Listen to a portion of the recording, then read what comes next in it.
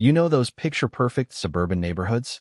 The ones where every lawn looks like it's been clipped with nail scissors, and the houses all smile at you with their identical white trim? That's Willow Creek Estates for you. Nestled just outside the city, it promised peace, community, and that sweet American dream vibe. At least that's what the glossy brochures said when Ryan and Emily Bennett moved in 2 years ago. Ryan was your average guy, 38, used to spend his days coding apps from home before a brutal bout of pneumonia and asthma complications turned his lungs into a war zone. Coming home from the hospital after nearly drowning in fluid from his own body felt like trading one nightmare for another. The portable oxygen concentrator became his constant companion, humming softly like a metallic guardian angel beside the couch. "Look, it's barely noticeable," Emily had said that first day, tucking the clear tubing behind a throw pillow. She was a nurse, so she knew the drill. "Just focus on getting stronger, babe. We've got this." But this didn't account for Karen Langley. Karen was the self-appointed queen of Willow Creek. President of the HOA for 8 years running, she patrolled the streets like a prison warden with a clipboard. Her face had this permanent pinched look, like she'd smelled something rotten in the state of the neighborhood's curb appeal. Everyone knew her. The woman who once fined a family $50 because their Christmas lights stayed up 2 days too long after New Year's. The trouble started on a sunny Tuesday afternoon. Ryan was resting on the couch, the machine's gentle hiss filling the living room. He caught movement outside the window. Karen, walking her yappy little poodle, stopping dead in her tracks. Her eyes locked on the corner of the room where the oxygen setup sat. That squint of hers tightened. No wave. No friendly nod. Just pure judgment radiating through the glass. Ryan felt his chest tighten, and it wasn't just the lungs. "Did you see that?" he called to Emily in the kitchen. "See what?" she replied, wiping her hands on a towel. "Our neighborhood watchdog just spotted the eyesore." Emily peeked out. "Ignore her. Medical equipment is protected. It's in the bylaws somewhere, I'm sure." Famous last words. The next morning, they found it. A crisp white notice taped aggressively to their front window with bright blue painter's tape. No envelope, no respect for personal space. Just slapped there for the whole street to see. Visible medical equipment from the public right-of-way violates Section 4.2 of the Willow Creek HOA covenants. Ryan read aloud in his best deadpan voice. "Please remove or conceal immediately to maintain community standards. Sincerely, the board." And of course, it's signed by Karen Langley, president. Emily snatched the paper, crumpling it slightly. Community standards? This is a man's life support, not a pink flamingo on the lawn. Ryan laughed weakly, the sound turning into a cough. In Karen's world, dying quietly is probably better for property values. They tried to comply at first. Ryan was the patient type, the kind who observed more than he spoke. They moved the machine further back, draped a tasteful throw over it, even angled the blinds. But Karen's patrols doubled. She'd linger across the street, pretending to admire flowers while her eyes drilled holes into their living room. Then the petty stuff started. Their trash bins accidentally knocked over the night before pickup. A mysterious complaint about their mailbox being faded, and always that feeling of being watched. Ryan started keeping a log. Quietly. Phone notes, timestamps, photos. He wasn't ready to fight yet. But he was watching. Waiting. By week 3, the tension was thick as the summer humidity.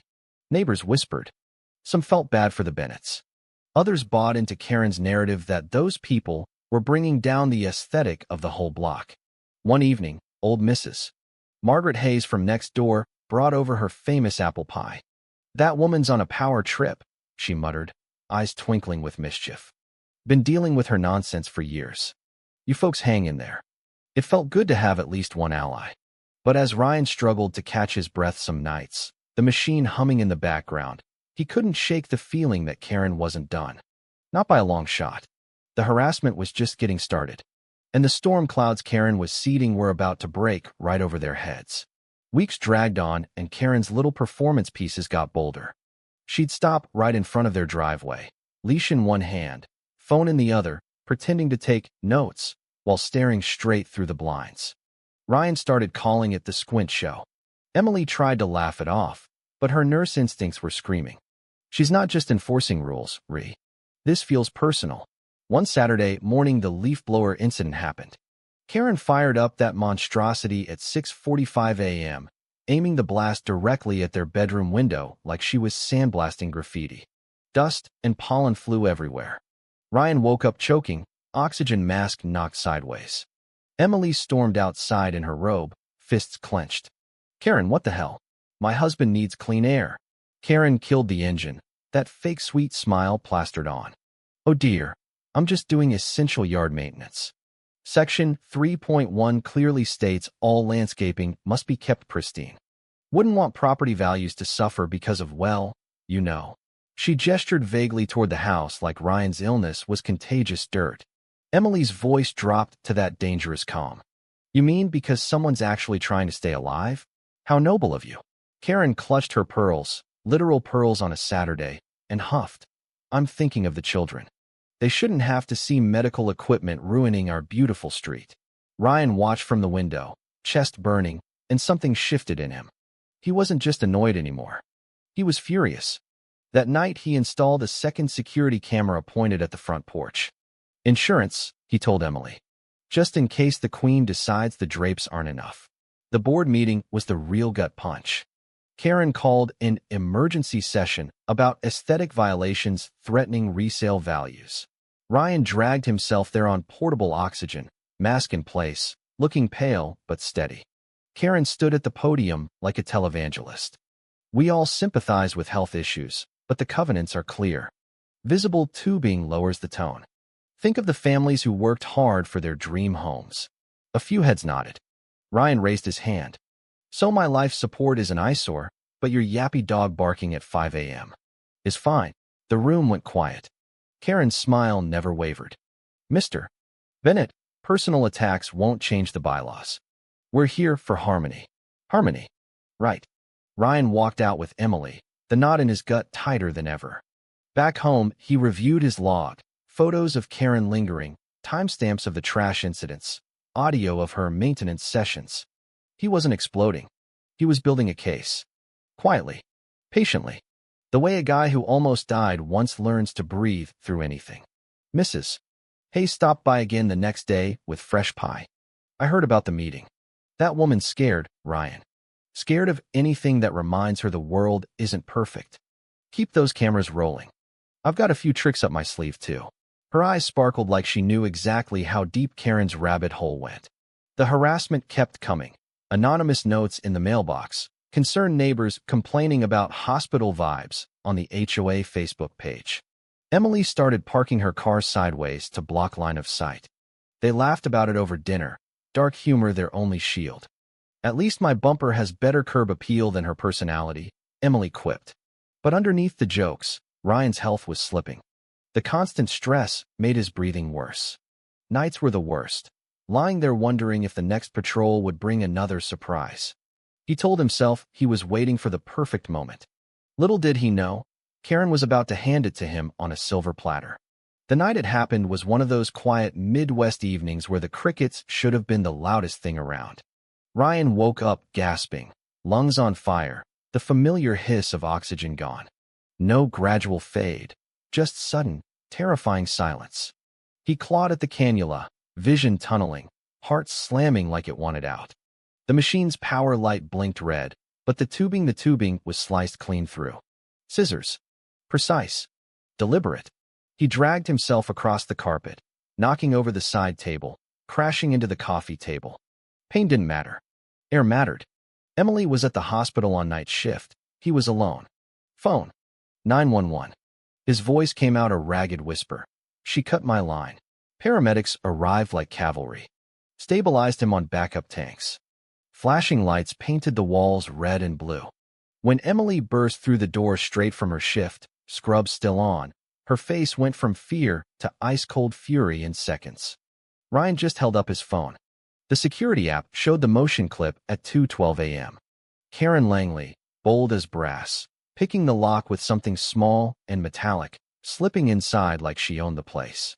She walked straight to the machine, pulled garden shears from her pocket, snipped the line with the casual ease of trimming roses, then smiled. Actually smiled, before strolling out. Emily's knuckles went white. "We're burying her." The next morning, Karen was out walking her poodle like nothing happened, bathrobe and all. Emily marched across the lawn. Restore harmony, Karen? That's what you told the board. My husband almost died because of your harmony. Karen blinked innocently. I have no idea what you're talking about, dear. Perhaps the equipment malfunctioned. These things happen with fragile people. She still didn't know about the video. Officer Ramirez showed up an hour later. One look at the time-stamped HD footage and his professional mask cracked. She just walked in and cut it? While you were sleeping. He replayed the clip, Karen's smug exit frozen on screen. Ma'am, this isn't a code violation anymore. This is attempted manslaughter territory. Ryan felt the rage turn into something sharper, focus. He sent the file to their lawyer, Arthur Klein, that same afternoon. But the real twist came when Mrs. Hayes showed up at dusk with a flash drive and that mischievous grin. Been running my own little project, she said, plugging it in. Parabolic mic aimed at her patio for 2 years. Call it neighborhood insurance after she fined me for unauthorized wildflowers. The grainy night vision audio hit like a freight train. Karen's voice, clear as day right after the break-in. That'll teach them not to turn our perfect street into a hospital ward. Property values first, always. Emily froze. Ryan's oxygen mask fogged with his exhale. This wasn't overzealous rule enforcement. This was pure malice. And now they had her on tape gloating about it. Karen tried gaslighting the whole neighborhood the next day on the HOA Facebook page. Certain residents are spreading manipulated videos to create drama. Trust your board. Comments exploded. Some bought it. Until Mrs. Hayes dropped the bomb under the post. Hi, Karen. Quick question. Do garden shears count as essential maintenance under Section 4.2? Asking for the oxygen machine. The post vanished in minutes. But screenshots were already everywhere. The drama detonated. Board members started resigning. Neighbors who'd stayed silent now openly glared at Karen's house. Ryan and Emily compiled everything. Video, audio transcript, the original notice, Ryan's log, and hit send to the lawyer, the remaining board, and the police. Subject line, criminal activity by HOA President Karen Langley, evidence attached. That email was the match. The explosion was just beginning. The police returned with warrants. Officer Ramirez wasn't alone this time. 2 more officers, body cams rolling. They marched up Karen's walkway while the whole street watched from porches and windows like it was primetime TV. Karen opened the door in full denial mode, blazer still on like armor. This is harassment. I was merely inspecting. Ramirez held up the tablet with the footage paused on her smiling face.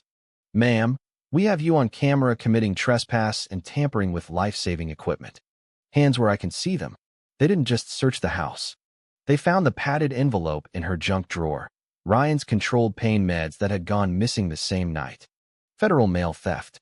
Her face went ghost white. While Karen was being read her rights, Mrs. Hayes was busy. She'd been collecting complaints for years. Every family Karen had bullied, every forged violation notice. The city council got the full package and immediately ordered an HOA audit. The hearing for the restraining order was pure theater. Karen sat there in her eagle brooch and severe blazer, lawyer looking like he wanted to be anywhere else. Judge Harlan, no relation, took one look at the evidence and didn't even let her speak first. The video played. Then the audio. Property values first, always. The courtroom actually gasped. Karen tried the classic Karen defense. I was under stress. I was protecting the neighborhood. The judge leaned forward. Protecting it by breaking into a home and cutting a man's oxygen line? Injunction granted. 200-foot restraining order. Your HOA authority is suspended effective immediately. But the real hammer dropped when the insurance company letter was handed up. Karen's unauthorized actions had voided the entire board's liability coverage. And buried in the fine print, her prior fraud conviction from 10 years ago under a different name. Sealed records, but not from insurers. Karen stormed out, heels clacking like gunfire. Outside, the neighborhood had gathered. Someone started playing the Imperial March from a Bluetooth speaker. Drones, courtesy of Mrs. Hayes' grandsons, projected the break-in footage on garage doors up and down the block. Popcorn appeared. Lawn chairs came out. Karen tried hosing one projector down and tripped straight into her prize hydrangeas. The video hit Reddit before she even stood up. Ryan watched from his porch, oxygen humming openly now, no drapes, no shame. Emily squeezed his hand.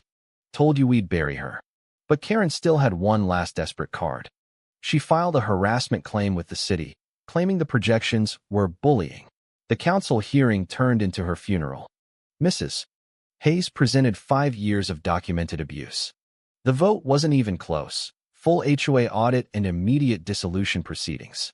Karen's facade cracked wide open. Neighbors who once nodded politely now crossed the street to avoid her. Moving trucks appeared at her house the following weekend. She never came out to wave goodbye. The trial was the main event. Local news called it the oxygen line horror. Courtroom packed. Ryan testified first, voice steady despite the mask, describing that suffocating panic, the primal terror of drowning on dry land. Emily's testimony hit harder. Quiet fury as she described coming home to her husband on the floor, cut tubing dangling like a noose. She valued grass over his life. Karen's defense crumbled like cheap drywall. I was just investigating a potential hazard. Her lawyers sounded exhausted. The jury heard the video, the audio, the stolen meds evidence. They saw the smirk. They heard the malice. Deliberations took 43 minutes. Guilty on all counts: trespass, reckless endangerment, mail theft, obstruction. The courtroom erupted in quiet, satisfied applause. Sentencing was poetic justice. 18 months probation, 6 of them house arrest. Ironically trapped in the home she'd weaponized. Heavy fines. And the judge's masterpiece: mandatory community service working with patients on home oxygen in the respiratory ward. Maybe you'll learn that people matter more than perfect lawns, he said dryly. Karen left in handcuffs for processing, looking smaller than anyone remembered. While she served, Willow Creek did what the petition demanded: dissolved the HOA completely. In its place, a volunteer resident council led by unanimous vote, Mrs. Margaret Hayes. Her first official act? A simple flyer on every doorstep. In this neighborhood, your oxygen is your business. Welcome back to sanity. Ryan and Emily hosted the first No HOA Freedom Fest that summer.